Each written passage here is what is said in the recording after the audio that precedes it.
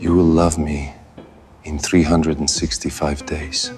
There are moments in life when you realize that safety was always an illusion. For Natalia Reed, that moment came when her father told her the only way to save the family from ruin was to marry a man she had never met. Matteo Nero, 41 years old, Mafia boss, and the man who held her father's debts.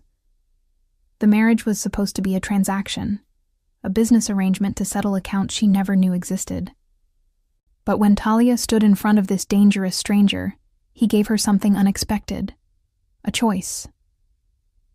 Your family sold you to me like property, but I am not them. Marry me because you choose to, or walk away and I will handle your father's problems another way. She said yes, not because she had no choice, but because sometimes survival means walking into the dark and hoping you find your way back. This is the story of 365 days to discover whether love can grow in a cage you chose, or whether some prisons are meant to be escaped no matter the cost. Natalia Reed sat in her family's Manhattan apartment on the Upper West Side, watching her father pace, and tried to understand what he was telling her. You need to marry him. It's the only way. He's agreed to forgive everything if you become his wife. At 25 years old, Talia taught American literature at a private school in Manhattan. She had a master's degree from Columbia, a rent-stabilized studio in Brooklyn, and carefully constructed plans for her future. Her father, Richard Reed, had been a successful investment banker for 30 years, building what she thought was unshakable security. 3 months ago, everything fell apart. Richard had invested heavily in a real estate development that collapsed amid fraud accusations. The money disappeared, and Richard found himself owing millions to investors who wanted immediate repayment. Some of those investors were not the kind of people who accepted polite explanations. One of those investors was Matteo Nero. I tried everything, her father said, unable to meet her eyes. I went to every bank, tried to liquidate every asset. Nobody will touch this when Matteo Nero is the creditor. He could have me killed. But he made an offer instead. He needs a wife for business reasons. He's willing to forgive the entire debt if you marry him.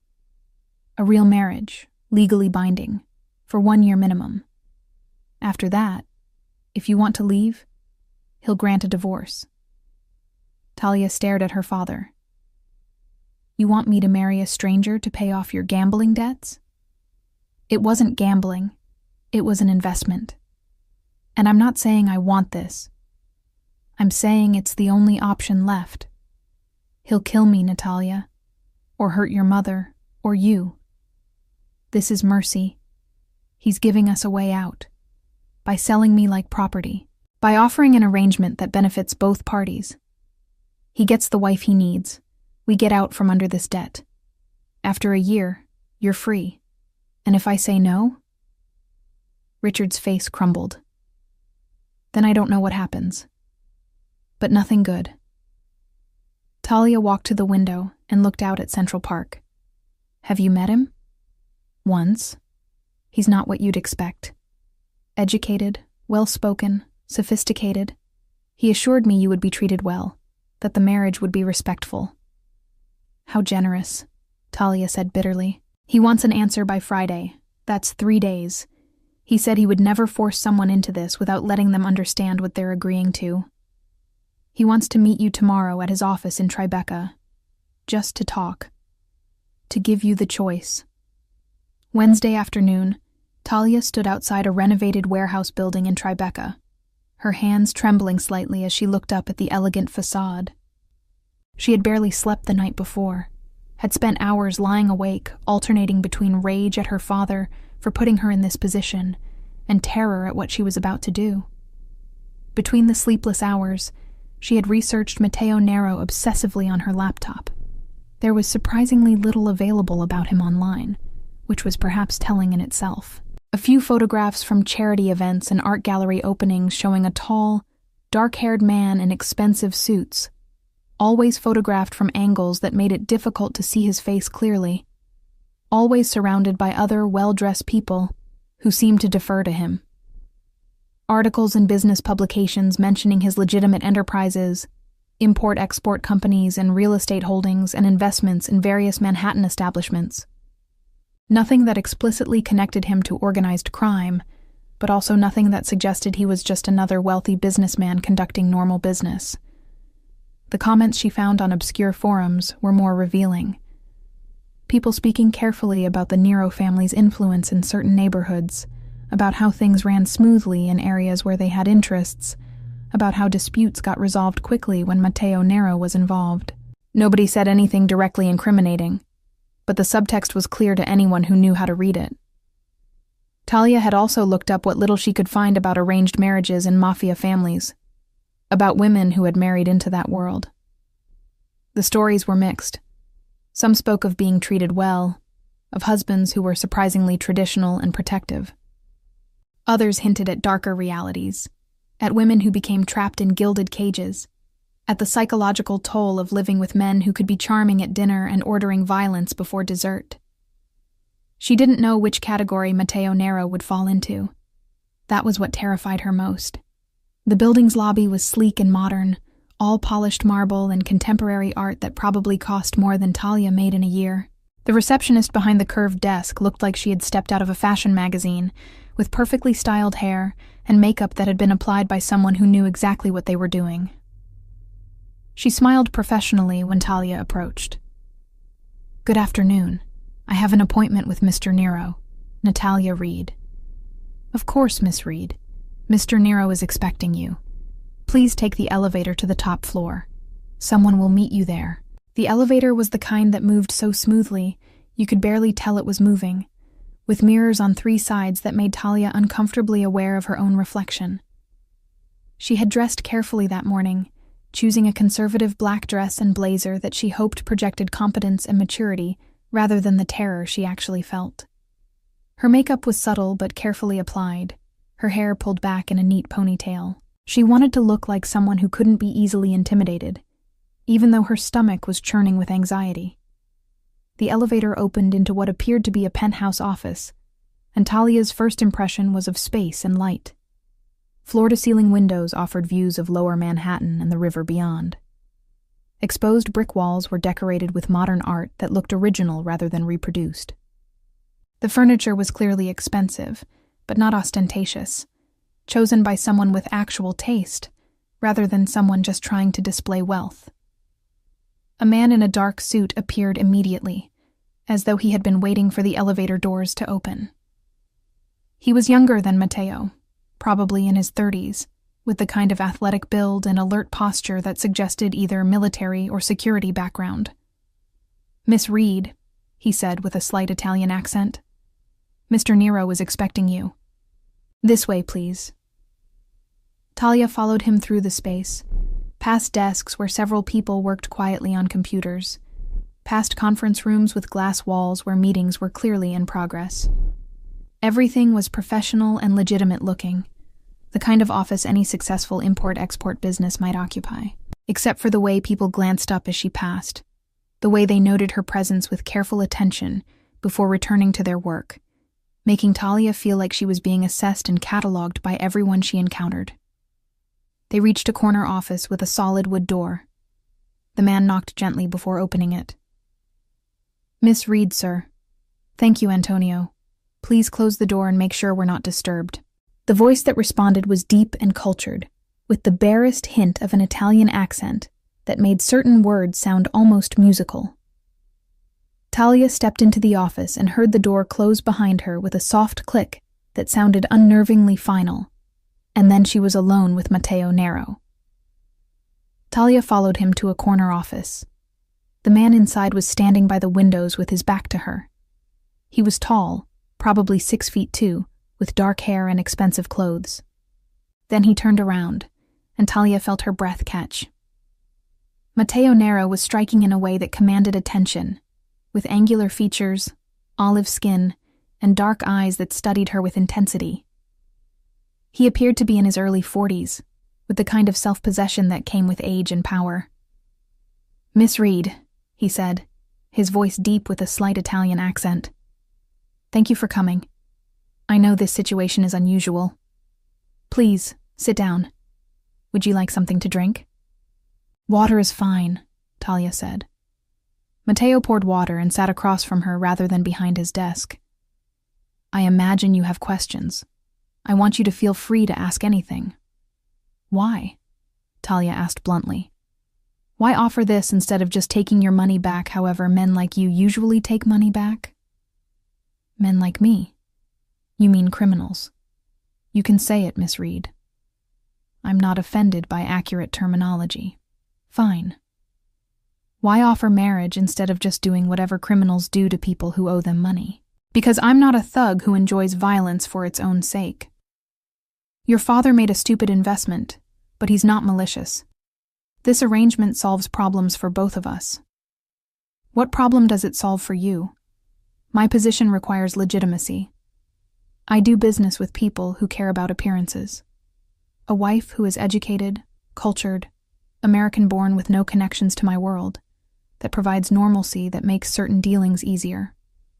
It also protects me from complications. Women who want to marry me for money or status.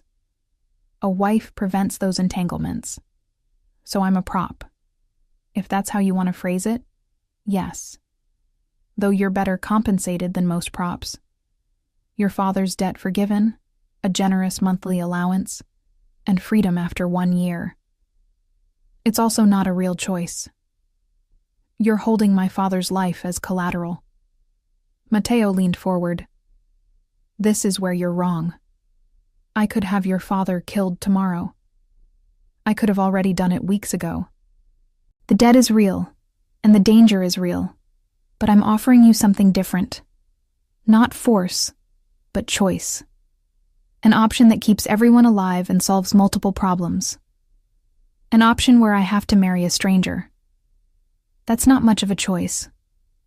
The alternative is, I collect my debt through traditional means, and you go on knowing your father died because you wouldn't make a sacrifice. That's also a choice. A harder one, but still a choice. I'm not putting a gun to your head. You can walk out right now and never see me again. I'll handle your father's situation however I deem appropriate, and you can live with the consequences. Talia realized he was serious.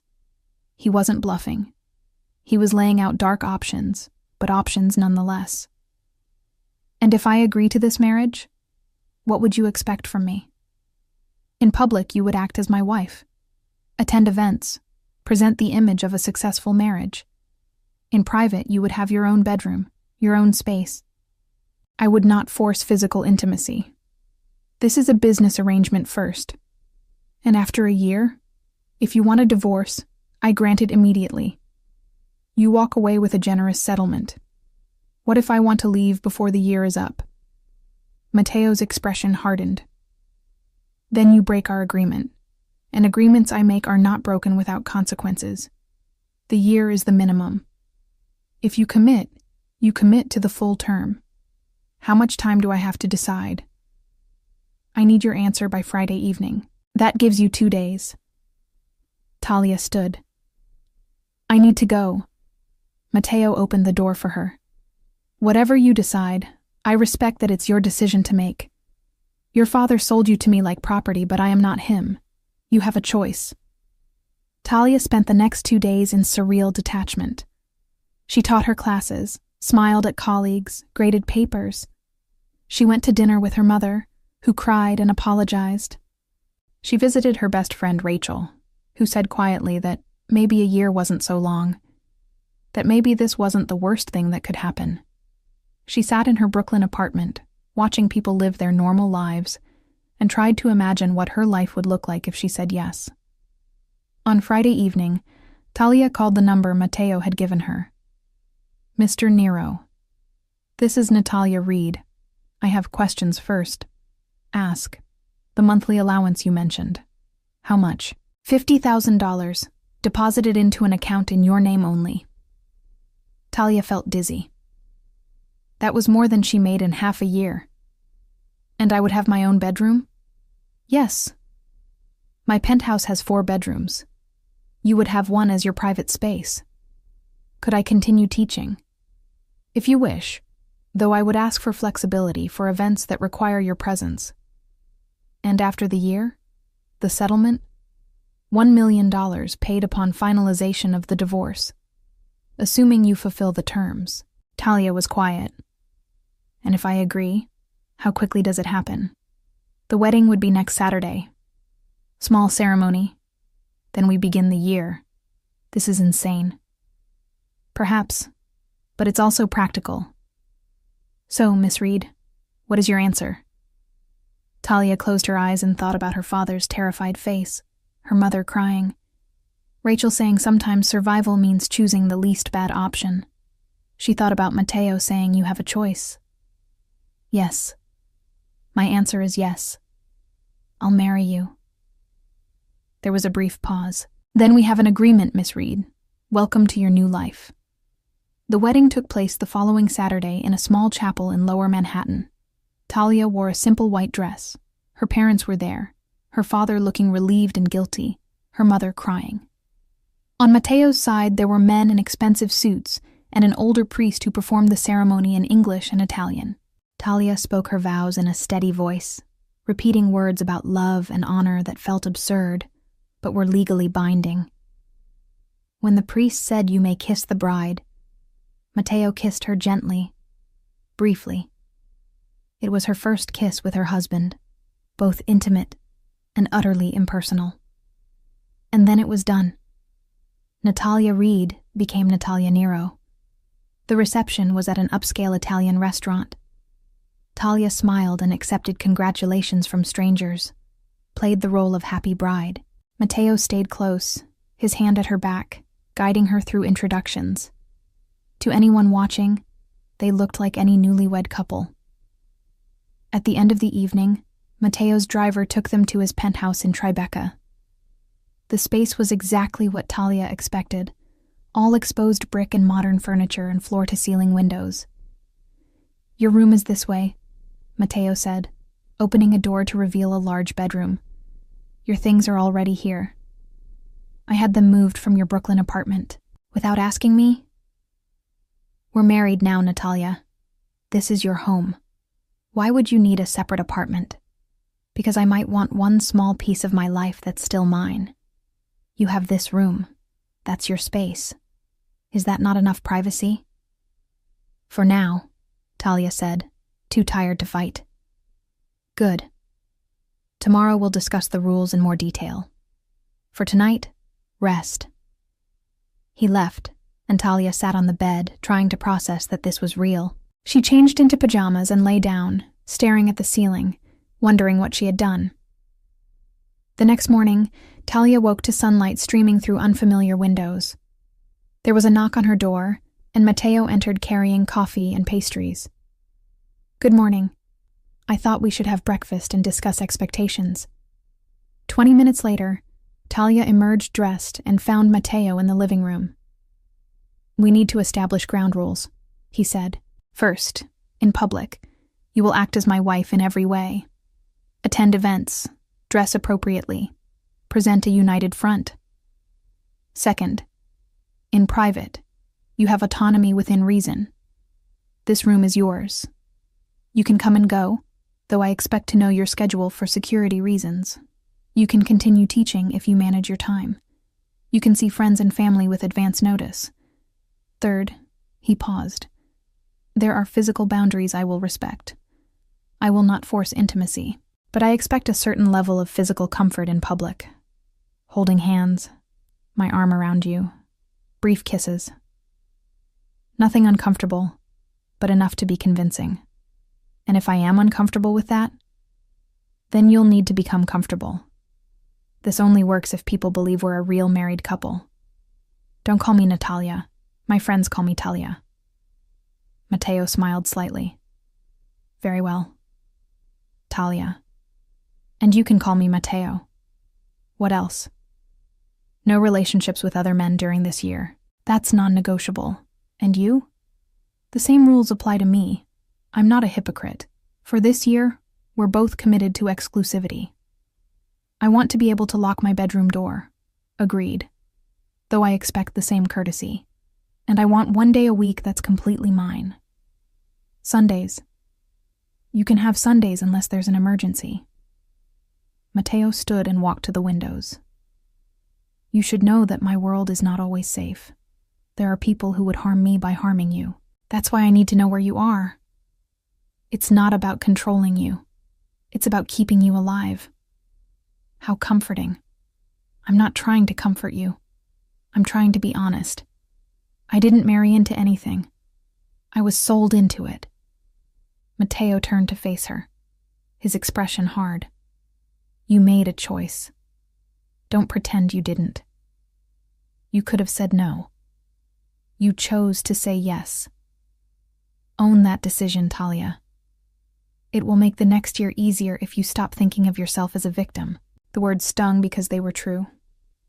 Fine. I chose this. I'll play my part. One more thing. Tonight we're having dinner with my mother and sister. They're eager to meet you. Be ready by 6. You're joking. I just married you yesterday. They're your family now, too. My mother has been asking to meet you.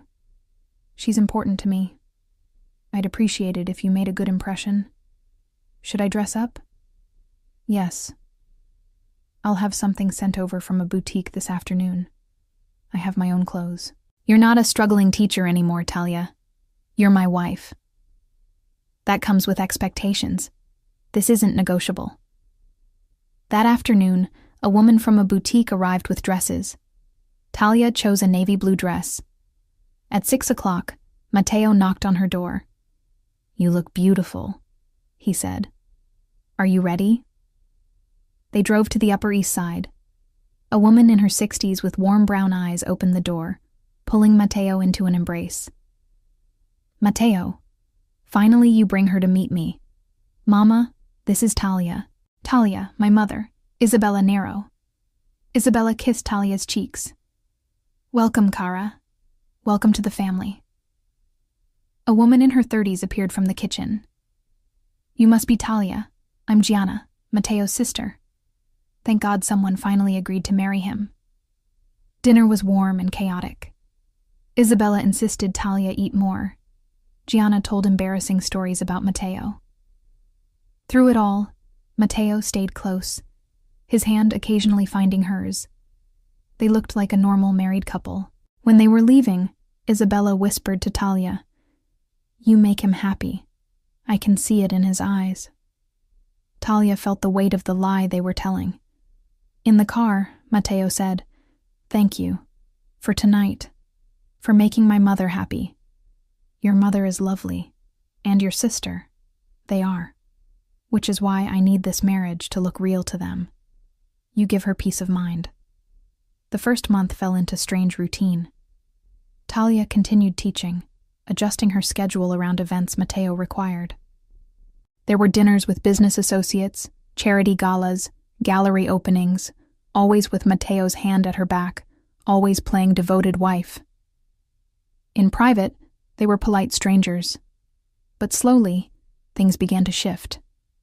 Matteo started joining her for breakfast, asking about her day, seeming genuinely interested in her teaching.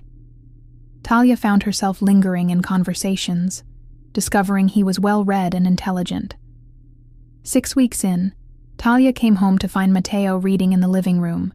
How was your day? Fine. The kids are preparing final projects. It's going well. I was thinking we should have dinner together tonight. Here, I could cook or we could order something. Talia hesitated. No other plans. What did you want to order? They ended up with Italian takeout, talking about books they had both read. Talia found herself genuinely enjoying the conversation. You surprise me, Matteo said. I expected you to hate me much more than you seem to. I don't hate you. I hate the situation. But you've been fair, within the constraints. Fair seems like a low bar. It's higher than you think. You could have made this much worse. You've given me space, respected boundaries. That's more than I expected. What did you expect? I expected you to be cruel, to use your power to humiliate me, but you haven't. I told you from the beginning. I have no interest in a wife who hates me. Making you miserable accomplishes nothing. So this is just practical? Partially. But also because I'm not a monster. I take no pleasure in causing unnecessary suffering. Is it working? Making it bearable? Sometimes. Not always. But sometimes. That's something. That's a start. After that dinner, they ate together more often. They talked beyond surface requirements. Talia learned Mateo's father had died young, that he had built his position through intelligence, that he spoke 4 languages and collected modern art. 2 months in, they attended a museum gala. Mateo introduced her to an elderly couple. This is my wife, Natalia. She teaches American literature and has excellent taste in contemporary fiction. The couple engaged Talia in conversation, and Mateo stood beside her, letting her shine. Later, he said quietly, "You're very good at this. Better than I expected. At playing your wife? At being yourself while playing my wife. You don't lose yourself in the role. It's easier when you let me actually be myself." Mateo's hand moved to her waist, pulling her closer. "I'm beginning to prefer the real you to whatever image I thought I wanted." That night, at her bedroom door, Mateo lingered in the doorway, instead of immediately saying goodnight and leaving like he had every night since the wedding. His tall frame filled the doorframe, and Talia was suddenly very aware of how close he was, how his presence seemed to make the air feel thicker. "Can I ask you something?" he said quietly, his voice lower than usual. "Of course. Are you happy? With this life, this arrangement? Not satisfied or resigned, but actually happy sometimes?" The question surprised her with its genuine curiosity. Talia considered lying, giving him the answer that would be easiest or most diplomatic. But something about the way he was looking at her, the vulnerability she could see beneath his usual controlled expression, made her choose honesty instead. "Sometimes," she admitted. "Not always. There are moments when I feel trapped. When I look around this beautiful apartment and remember that I'm only here because my father owed you money. When I attend those events and smile at people and play the perfect wife, and I feel like I'm losing myself in the performance. But then, there are other moments, like tonight at your mother's house, or when we cook together, or when you actually talk to me like a person instead of an asset. And in those moments, yes, I'm happy. More than I expected to be."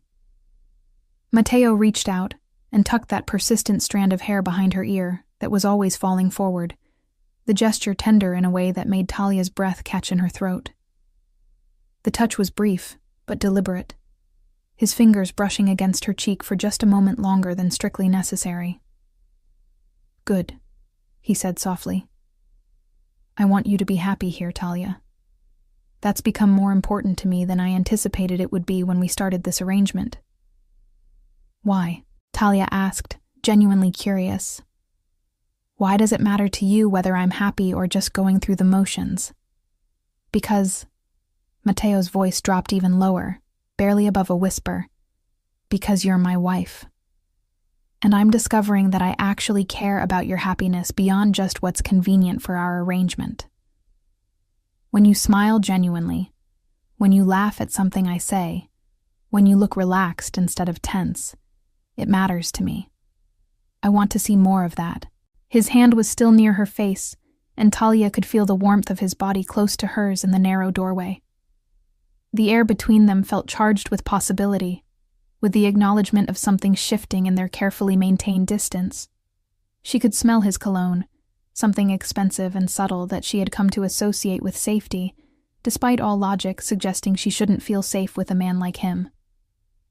"Mateo," Talia started, but didn't know how to finish the sentence. What was she trying to say? That she was starting to feel something for him, beyond just gratitude or resignation. That these moments when he looked at her like she mattered were becoming dangerously important to her. That she was terrified of what it would mean if this transactional arrangement turned into something real. "I should let you sleep," Mateo said, but he didn't move away from the doorway, didn't break eye contact. "Unless you want me to stay." to talk more, or anything else you might want. The offer was clear in his voice, in the way he was looking at her, in the tension that had been building between them for weeks now. Talia felt her heart racing, felt the pull toward him that she had been trying to ignore for so long. She could feel the attraction between them, the way his presence had become less threatening and more magnetic over the weeks they had been living together. Part of her wanted to say yes, wanted to pull him into her room and stop fighting the connection that was obviously developing between them. But she also knew that crossing that line would change everything, would make this arrangement infinitely more complicated, would make it so much harder to maintain the emotional distance that felt like her only protection in this situation. "I think you should go," Talia said finally, though part of her desperately wanted to say the opposite, wanted to see what would happen if she stopped resisting and just let herself feel whatever it was she was starting to feel for him. Matteo nodded slowly, acceptance in his eyes, but also something that looked like disappointment.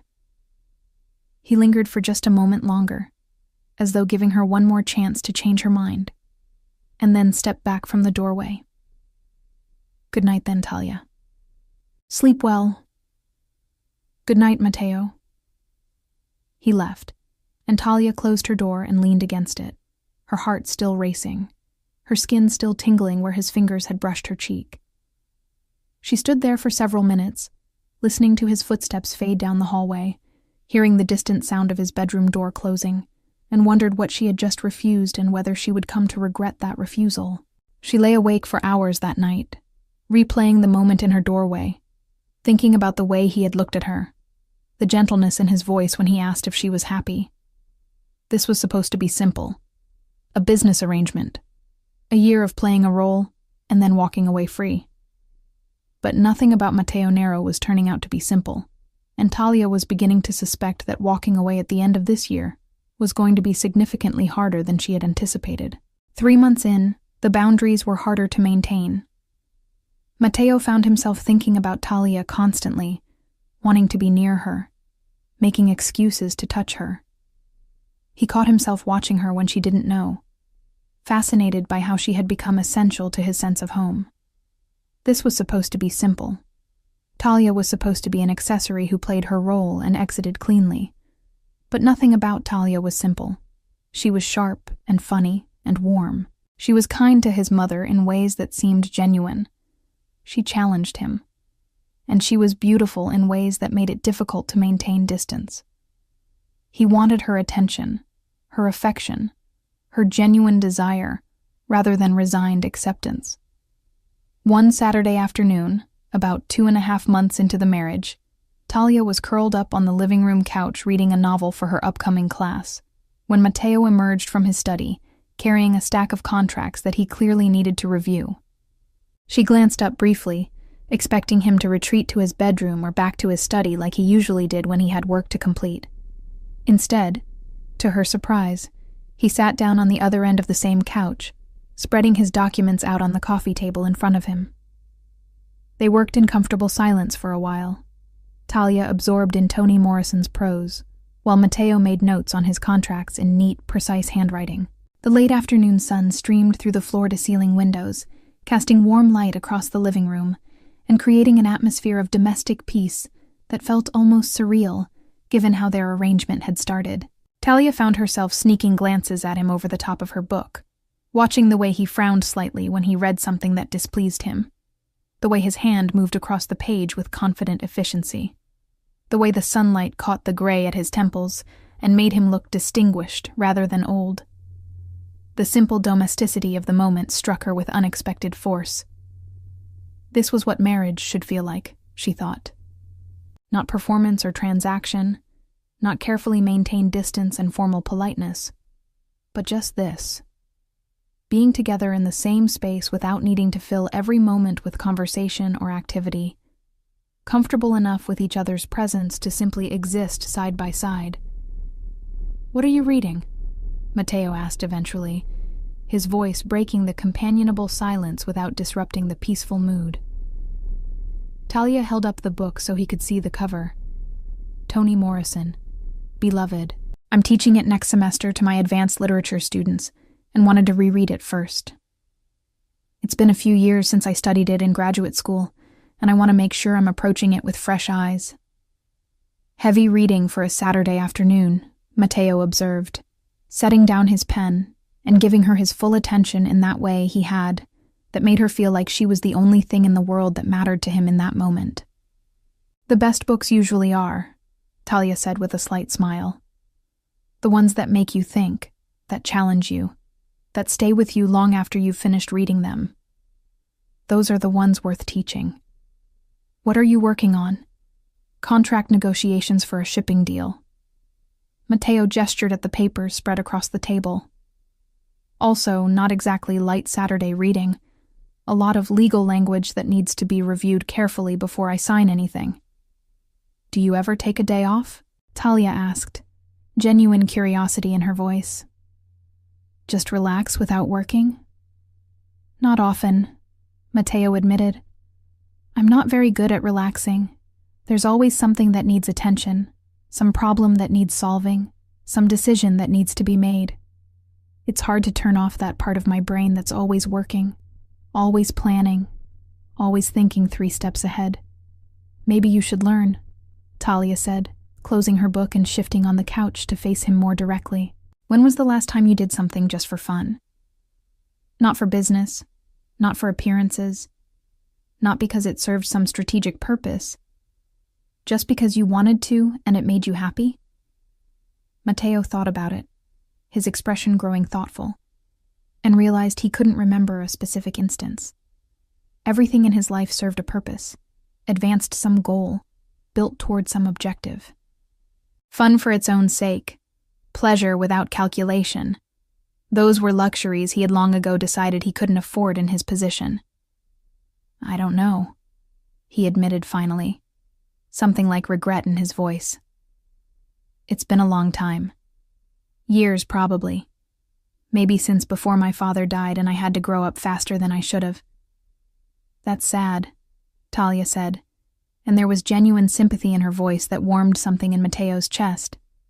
You should do something fun today. We should do something fun together. What would you suggest? Matteo asked, intrigued despite himself. I don't know. What did you like to do before you became this serious businessman who never stops working? What made you happy when you were younger, before you had all these responsibilities? Matteo thought back to his childhood, to the years before his father's death had forced him to become someone harder, someone more focused on survival and power than on simple pleasures. I used to like cooking, he said slowly, the memory surfacing with unexpected clarity. My grandmother taught me when I was young. We'd spend hours in her kitchen making pasta and sauces and desserts from scratch. She'd tell me stories about growing up in Italy, about my grandfather, about the family history. It was peaceful. He paused, searching for the right word. Simple. Just the two of us and the food and the stories. I felt safe there. Then let's cook something, Talia said decisively, standing up from the couch and holding out her hand to him. Come on, teach me how to make pasta the way your grandmother taught you. You said she showed you, so now you can show me. It'll be fun. Matteo found himself agreeing before he had fully thought through the implications, taking her offered hand and letting her pull him up from the couch. They went into the kitchen together, and Matteo showed her how to make fresh pasta dough from scratch, measuring out the flour and eggs with the precision his grandmother had drilled into him. He demonstrated how to knead it until the texture was just right, how to tell by feel when it needed more flour or more time, how to roll it thin and cut it into perfect strands that would cook evenly. Talia asked questions and laughed when flour inevitably ended up everywhere, dusting her clothes and leaving white fingerprints on the dark countertops. She accidentally touched his arm while reaching for ingredients, and every point of contact made Matteo hyper-aware of her presence beside him, of how natural it felt to be teaching her this skill his grandmother had taught him, of how right it seemed to be sharing this piece of his past with her. Matteo found himself agreeing. He showed her how to make fresh pasta dough, how to knead and roll and cut it. Talia laughed when flour got everywhere and accidentally touched his arm, making him hyper-aware of every contact. They made fettuccine with butter sauce. As they cooked together, Matteo realized this was the most relaxed he had felt in years. Talia had convinced him to step away from work and just exist in this moment. "This was fun," Talia said over wine. "We should do this more often." "Yes, we should." After dinner, cleaning the kitchen together, Matteo didn't want the evening to end. When they finished and were standing by the sink, he said quietly, "Thank you. For today. For making me remember what it feels like to enjoy something simple." "You're welcome. I like you better like this. When you're not always in control. I'm always in control. Are you?" Talia's voice held a challenge. Matteo should have stepped back. Instead, he reached out and tucked that strand of hair behind her ear. "Less than I pretend to be." "Good," Talia whispered. And then they were kissing, 3 months of tension burning away as Matteo pulled her closer. The kiss deepened quickly.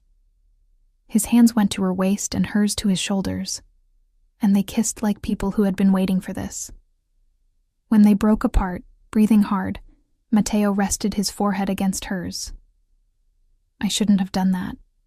We had rules." "I don't care about the rules right now," Talia said, and kissed him again. They ended up on the couch, Talia in his lap, kissing with intensity that felt urgent and inevitable. "Wait," Talia pulled back. "What are we doing? What does this mean?" "It means I want you. Have wanted you for weeks. But I don't want to pressure you. I'm not saying no. I'm asking what happens tomorrow. I don't know. But I can't keep pretending I don't want this. Want you. I want you to be mine. Because you choose to be. Not because you have to be. That's dangerous. If I let myself want you back, losing it at the end will hurt more." Matteo cupped her face. "Then maybe we don't end it. Maybe we make this real. Actually real. You can't just change the terms. I can if you agree. Stay with me, Talia. Not because you have to, but because you want to. Let this marriage become real." Talia was quiet. "You're asking me to risk everything." "Yes, because I'm willing to risk mine too." Talia looked into his eyes and made another choice. She kissed him again and whispered, "Okay. Yes. Let's see what this could be." The next morning, Talia woke alone, wondering if it had been a dream. But her lips felt swollen and her body felt warm, and she knew it was real. She found Matteo making espresso. He smiled when she entered. "Good morning.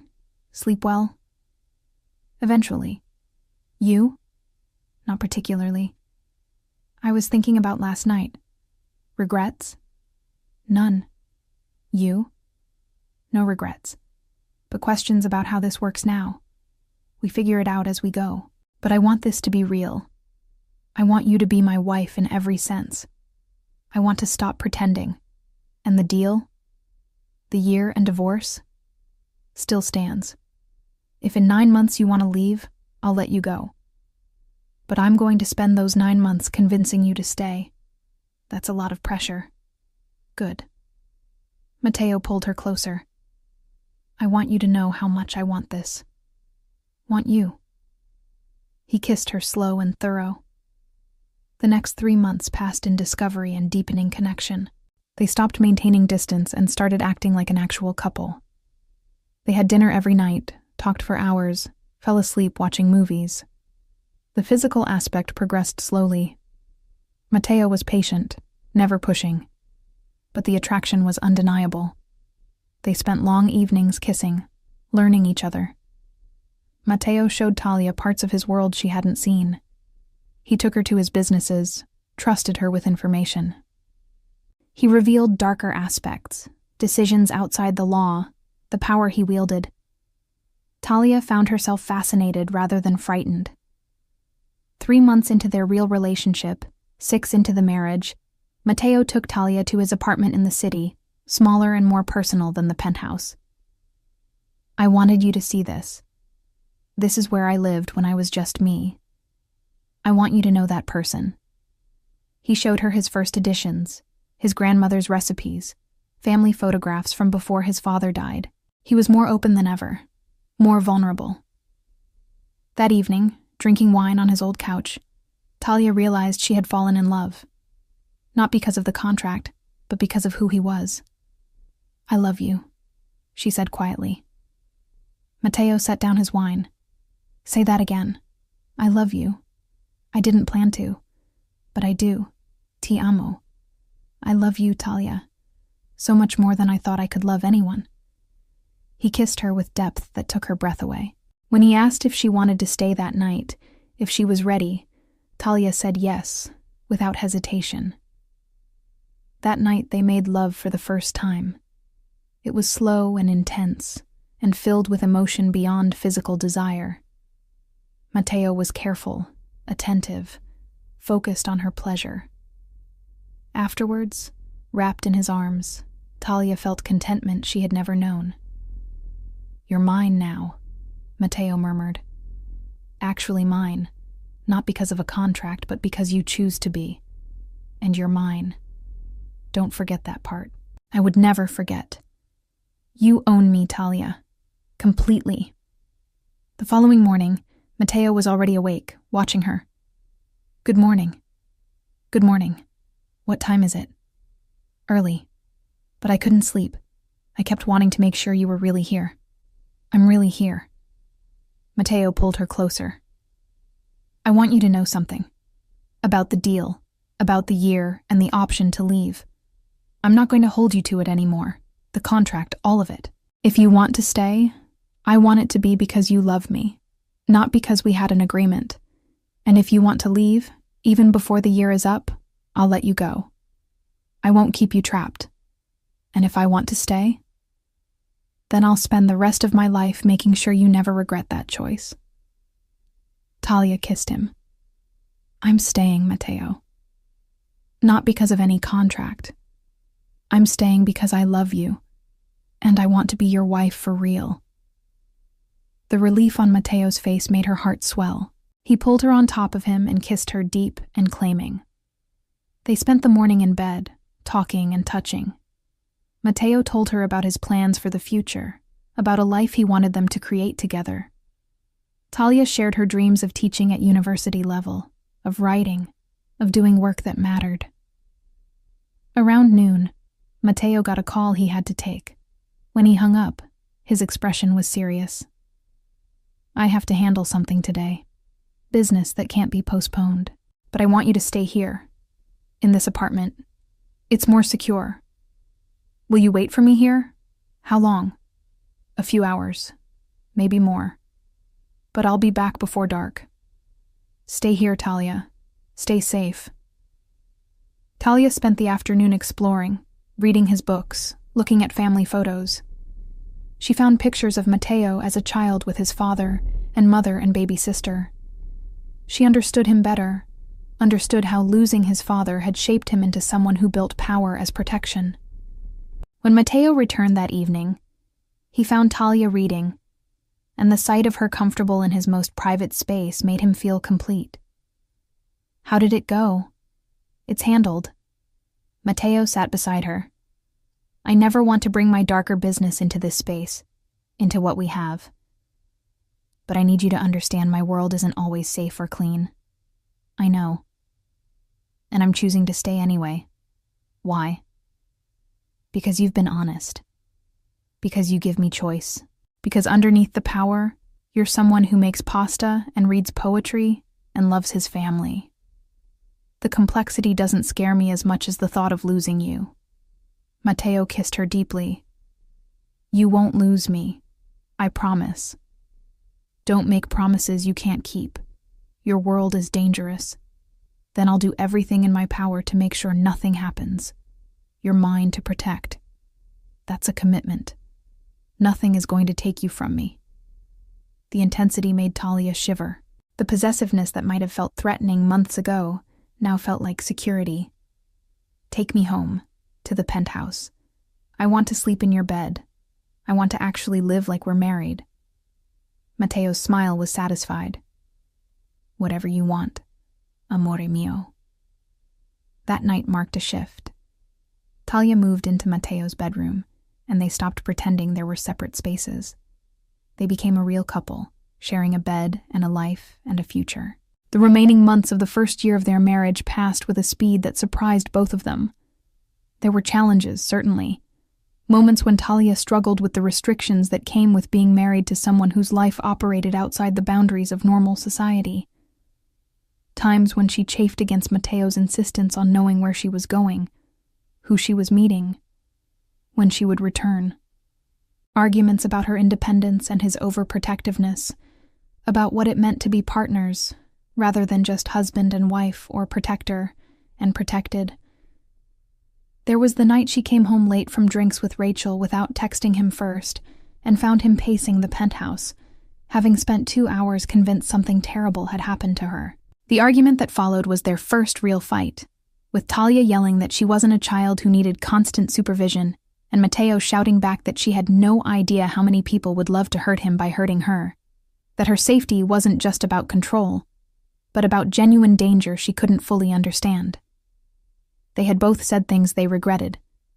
Talia accusing him of treating her like property. Matteo saying she was being naive about the realities of his world. The fight had ended with Talia locked in her old bedroom, refusing to sleep in their shared bed, and Matteo sitting outside her door most of the night, too worried and too stubborn to leave her alone, even when she had made it clear she wanted space. The next morning, they had both apologized. Matteo for being controlling, for letting his fear manifest as anger. Talia for not understanding that his concern came from a real place, that the danger he spoke of wasn't hypothetical. They had compromised. She would text him when plans changed, not because he demanded it, but because she cared about his peace of mind. He would work on trusting her judgment more, on not treating every deviation from routine as a crisis. There were other difficult moments, too. The time Talia overheard part of a phone conversation where Matteo was clearly discussing something violent, something that reminded her viscerally that the man she loved was capable of ordering harm to come to other people. She had confronted him about it, and he had been honest with her in a way that was almost harder than if he had lied. Yes. Sometimes his business required violence. Yes. He had done things that would horrify her if she knew the details. No. He wouldn't apologize for protecting his interests and his people in the only way his world understood. It had taken Talia a week to fully process that conversation, to reconcile the man who cooked pasta with her and held her gently at night, with the man who could order someone's death and then come home for dinner as though nothing significant had happened. Rachel had asked her during that week if she was sure this was what she wanted, if loving a man like Matteo was worth the moral complexity that came with it. Talia had thought about it seriously before answering. She had concluded that yes, it was worth it. Because Matteo never lied to her about who he was. Because he used his power to protect people as often as he used it to hurt them. Because the violence he was capable of was always directed at people who had chosen to enter his world, who understood its rules and risks. Because when he touched her, when he looked at her, when he spoke to her about their future, she saw a man who was trying to be better than he had to be, and that effort mattered. But through all these challenges and conflicts and difficult conversations, the love between them only deepened. Matteo learned to trust Talia with more of his business, bringing her to meetings where previously he would have excluded her, asking her opinion on decisions, treating her like a true partner rather than someone to be shielded from reality. He valued her perspective, her outsider's view of situations where he might be too close to see clearly, her moral compass that helped him navigate choices that weren't always black and white. Talia, for her part, learned to navigate Matteo's world with increasing confidence and skill. She became someone his associates respected, not just as Matteo's wife, but as someone with her own intelligence and insight. She learned the unspoken rules of his world, learned to read situations and people with the instinct of someone who belonged there. She learned when to speak and when to remain silent, when to project strength and when to show vulnerability strategically, when to be the gracious wife and when to be the sharp businesswoman who could hold her own in any negotiation. His mother, Isabella, began to rely on Talia for things she had previously only trusted to Gianna, treating her like a true daughter rather than just Matteo's wife. Gianna became Talia's genuine friend, someone she could talk to about the challenges of loving a man in their world, someone who understood both the privileges and the pressures that came with being part of this family. Talia continued teaching, but she adjusted her schedule and her approach to accommodate her new life. She moved to part-time status at the school, focusing on her advanced literature students, the ones who challenged her intellectually and reminded her why she loved teaching in the first place. She started writing seriously for the first time in years, essays about literature and culture that Matteo encouraged her to submit to journals, proud when they were accepted and published under her name.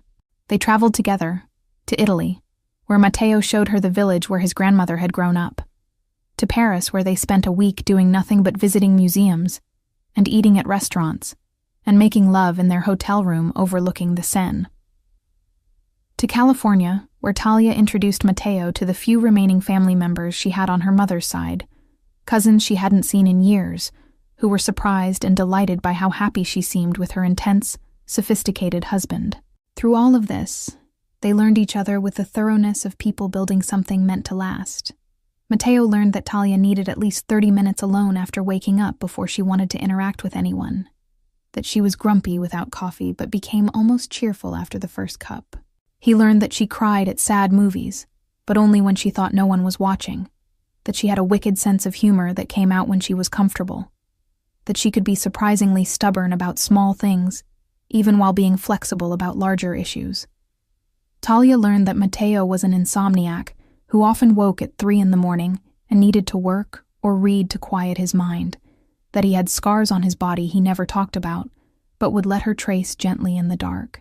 She learned that he was deeply sentimental about his family despite his cold exterior, that he kept every card and letter his mother had ever sent him, that he could recite Italian poetry from memory, and sometimes did when he was relaxed enough.